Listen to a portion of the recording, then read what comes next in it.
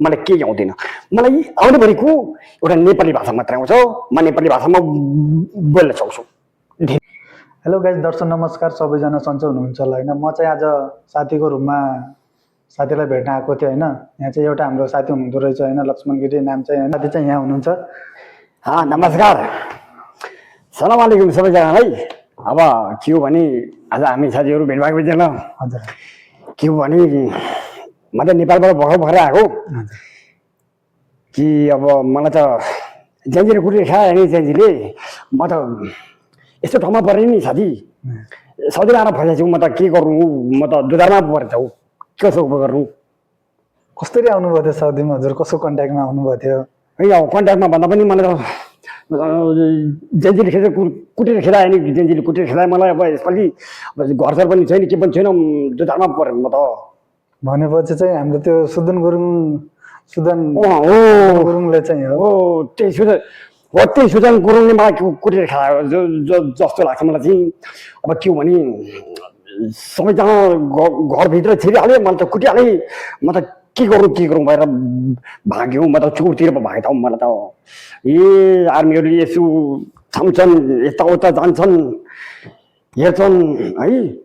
अब म त अनुहारमा चोट लागेको छ। म त के भन्नु, सबैजनाले के भन्छन्, के पो भन्छन्। म त के भन्नु, अब त बोल्दा पनि तिम्रो लाग्दैन। स्थिति कुरो हो, थोरै बोल्नुपर्छ, धेरै बोल्नु हुँदैन पनि। अब धेरै घुस त खाइएको थिएन। त्यही अब जनताहरूको यसो अलिअलि थोरै गर्दै मैले जम्मा थिएँ। अब के गर्छु, जलाएर सकिहालेँ। यस्तै हो, अब जिन्दगी चल्दैछ यसरी। म त सबै खाडी मुलुकमा आएर बसेको छु साथी। लु ए हो। अनि काम चाहिँ के गर्नुहुन्छ त? अनि म त काम के गर्नु, अब नेपालमा भई यसो जनताहरूबाट यसो गरेर पक्रिमानेहरू सबै आउँथ्यो क्या अरे। अब यहाँ त के गर्नु, अब यहाँ मलाई होटलतिर पो जानुपर्छ जस्तो लाग्छ। म त इन्टरभ्यूमा पनि आउँदैन, फेरि बोली अड्किहाल्छ। बोली त अड्किन्छ। अनि केही अलिअलि साउदी भाषा या इङ्ग्लिस केही आउँछ? मलाई केही आउँदैन। मलाई आउनेभरिको एउटा नेपाली भाषा मात्र आउँछ। म नेपाली भाषामा बोल्न सक्छु।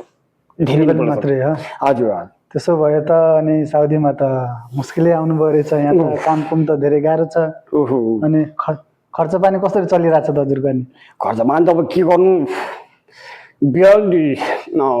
बिहान उठेर होटलतिर जान्छु। गाडी छ त्यहाँ, हाम्रो गाडीमा बसेर म होटलतिर जान्छु। होटलमा गएपछि टक्क लागेको हुन्छ खानेकुराहरू, त्यही खानेकुरा खान्छु अनि काम गर्छु। अनि काम चाहिँ मैले के गर्छु भने होटलको काम गर्छु है।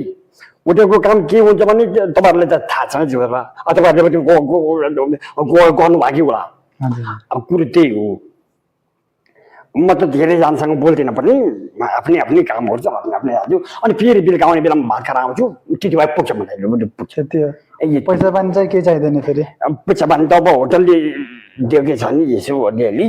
लु है, अब तिमी खर्च पानी चलिरहेछ? हजुर, खर्च पानी चलिरहेछ। यस्तै कुरा गर्नुपर्छ। अब अनि घर फ्यामिलीसँग कुराकानी त हुन्छ नि हजुरको? अब घर फ्यामिली पुरै छोडिदिनु। घर फ्यामिली बुढीलाई कुटेर राखिदिहाल्यो जेन्जीहरूले। बुढी कता चाहिँ मलाई थाहा छैन। अब म यतातिर फसेको, बुढी कतातिर फसेको मलाई थाहा छैन। भनेपछि दुईजनाको चाहिँ कन्ट्याक्ट चाहिँ केही छैन अहिले बुढाबुढीको? अहिले कन्ट्याक्ट छैन हजुर, कन्ट्याक्ट गराइदिनु हुन्छ भने तपाईँले, अब म तपाईँलाई राम्रो मान्छु, मेरो कन्ट्याक्ट गराइदिनु पऱ्यो।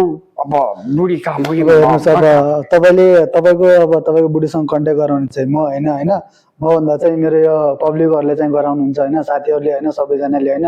यो भिडियोलाई सेयर गरेर एउटा लाइक कमेन्ट गरेर होइन उहाँको बुढीसँग यो भिडियो पुग्नु परोस्। पुग्यो भनेपछि के हजुरको उद्धार हुनसक्छ गाइस होइन। ल हस् त, धन्यवाद, मिलौँला। Thank you, welcome. ल